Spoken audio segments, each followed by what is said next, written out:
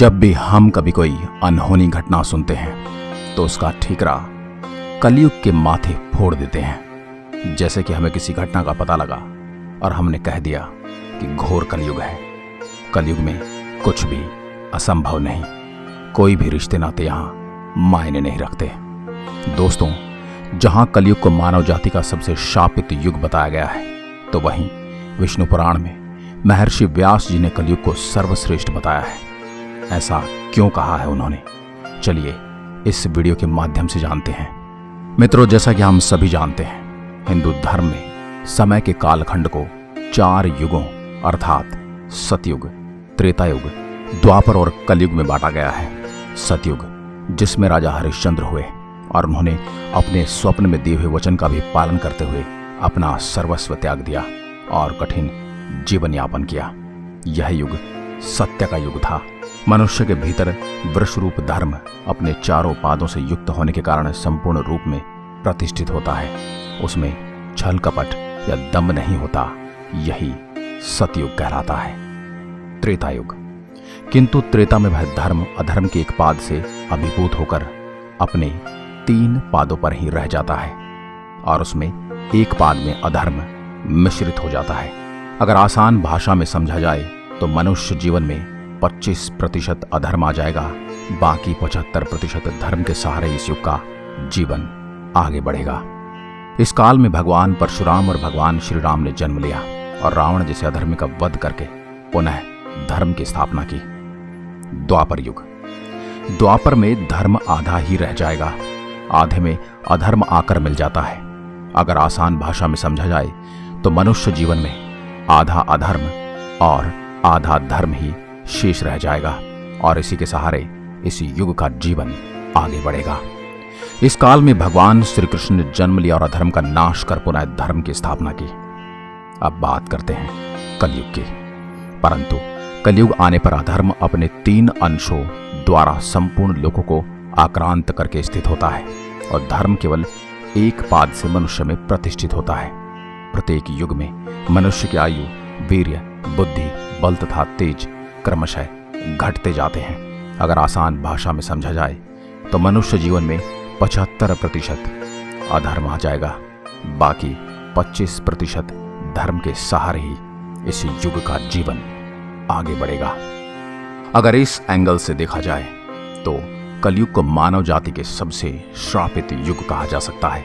लेकिन विष्णु पुराण में महर्षि व्यास जी ने बताया है कि कलयुग सभी युग में सर्वश्रेष्ठ है और इसका कारण यह है कि इस युग में बाकी युगों की अपेक्षा मनुष्य बड़े ही सरलता से परमात्मा को प्राप्त कर लेता है। तो मित्रों, आइए जानते हैं कि व्यास जी के अनुसार कलयुग सभी युगों में श्रेष्ठ क्यों है। विष्णु पुराण में वर्णित कथा के अनुसार एक दिन महर्षि व्यास गंगा नदी में स्नान कर रहे थे। तभी कुछ ऋषिगण वहां पहुंचे और उन्होंने देखा कि व्यास जी नदी में डुबकी लगाकर ध्यान कर रहे हैं। उन लोगों में महर्षि व्यास के दर्शन करने और उनसे ज्ञान लेने की लालसा मन में उठी। महर्षि व्यास स्नान कर रहे थे, अतः वह सभी महर्षि व्यास के स्नान और प्रभु स्तुति समाप्त होने की प्रतीक्षा करने लगे। फिर कुछ समय बाद जब महर्षि व्यास ध्यान से उठकर खड़े हुए तो उन्होंने ऋषियों से कहा कि युगों में कलयुग, मानव में शूद्र और इंसानों में स्त्री श्रेष्ठ है। ऐसा कहकर उन्होंने फिर जल में गोता लगाया और फिर कुछ समय बाद उठकर कहा, शूद्र तुम ही श्रेष्ठ हो, तुम ही धन्य हो। यह कहकर वे महामुनि फिर जल में मग्न हो गए और फिर खड़े होकर बोले, स्त्रियां ही साधु हैं, वे धन्य हैं, इस लोक में उनसे अधिक धन्य और कोई नहीं। यह सुनकर गंगा जी के तट पर बैठे ऋषि मुनियों को बड़ा ही आश्चर्य हुआ। वे सभी आपस में बात करने लगे, अब तक तो हमने सुना था कि युग में कलयुग सबसे श्रापित युग है और जाति में ब्राह्मण श्रेष्ठ है, जबकि इंसानों में पुरुषों को श्रेष्ठ माना जाता है। तो फिर व्यास जी ने ऐसा क्यों कहा? उनमें से एक साधु ने कहा कि हम क्यों व्यर्थ के वार्तालाप में समय नष्ट कर रहे हैं। यदि यह वचन व्यास जी के मुख से निकले हैं तो अवश्य ही इसमें कोई गूढ़ रहस्य होगा। क्यों ना हम इस प्रश्न का उत्तर स्वयं व्यास जी से ही जान लें। फिर कुछ समय बाद जब व्यास जी स्नान करने के बाद नित्य क्रम से निवृत्त होकर आए तो मुनिजन उनके पास पहुंचे। सबने सादर प्रणाम किया। तब सत्यव्रती नंदन व्यास जी ने उनसे पूछा, आप लोग यहाँ कैसे आए?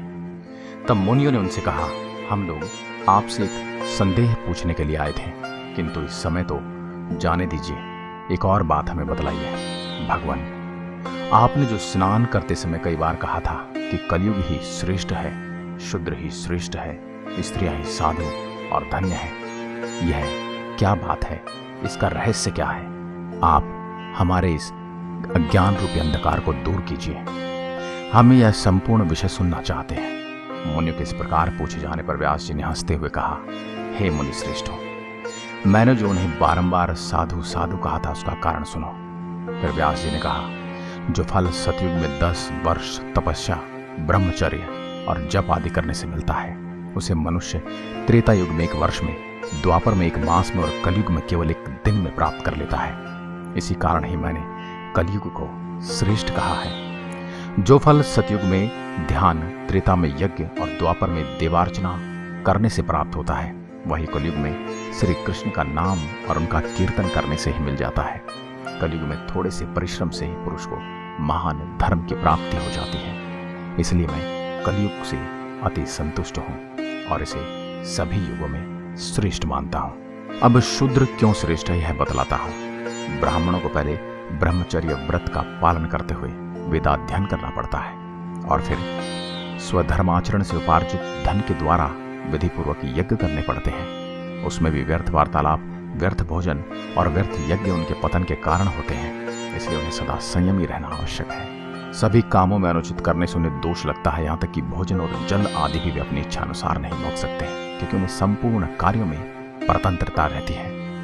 इसी प्रकार वे अत्यंत क्लेश से पुण्य लोगों को प्राप्त करते हैं, किंतु जिसे केवल मंत्रहीन पवित्र यज्ञ का ही अधिकार है, वह शूद्र द्विजों की सेवा करने से ही सद्गति प्राप्त कर लेता है। इसलिए वह अन्य जातियों की अपेक्षा धन्यंतर है। हे मुनि, शूद्र को भक्षा भक्ष्य अथवा पेय अपेय का कोई नियम नहीं है, इसलिए मैंने उसे साधु कहा है। और अब स्त्रियों को सर्वश्रेष्ठ किस लिए कहा है, यह भी मैं आपको बतलाता हूँ।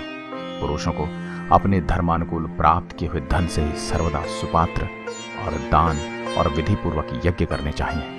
जैसा कि आप सभी जानते हैं कि इस द्रव्य के उपार्जन तथा रक्षण में महान क्लेश होता है और उसको अनुचित कार्य में लगाने से भी मनुष्य को जो कष्ट भोगना पड़ता है। पुरुषगण इन तथा ऐसे ही अन्य कष्ट साध्य उपायों से क्रमशः प्रजापात्य आदि शुभ लोगों को प्राप्त करते हैं, किंतु स्त्रियां तो तन मन वचन से पति की सेवा करने से ही उनकी हितकारिणी होकर पति के समान शुभ लोगों को अनायास से प्राप्त कर लेती है, जो पुरुषों को अत्यंत परिश्रम से मिलते हैं। इसलिए मैंने तीसरी बार यह कहा था कि स्त्रियां ही साधु हैं। इसके अलावा महर्षि व्यास जी ने बतलाया कि जिन पुरुषों ने गुण रूप जल से अपने समस्त दोष धो डाले हैं, उनके थोड़े से प्रयत्न से ही कलयुग में धर्म सिद्ध हो जाएगा और शूद्रों को द्विज सेवा परायण होने से और स्त्रियों को पति की सेवा मात्र करने से अनायास धर्म की सिद्धि हो जाती है। इसलिए मेरे विचार में ये तीनों धन्यंतर हैं, क्योंकि सतयुग आदि अन्य तीनों युगों में भी द्विजातियों को ही धर्म संपादन करने में महान क्लेश उठाना पड़ता है। इतना ही नहीं, इस अत्यंत दुष्ट कलयुग में एक और महान गुण है कि इस युग में केवल कृष्णचंद्र का नाम संकीर्तन करने से ही मनुष्य परम पद प्राप्त कर लेता है। हे मुनिगण, इसलिए मेरी सलाह है कि कलयुग में मनुष्य अपने जीवन को सफल और सुखी बनाने के लिए सदा ही श्री कृष्ण रूपी हरिनाम का जाप करे और मृत्यु के मार्ग से होते हुए वैकुंठ को प्रस्थान करे और अपने मार्ग को प्रशस्त करे। आज की वीडियो में बस इतना ही।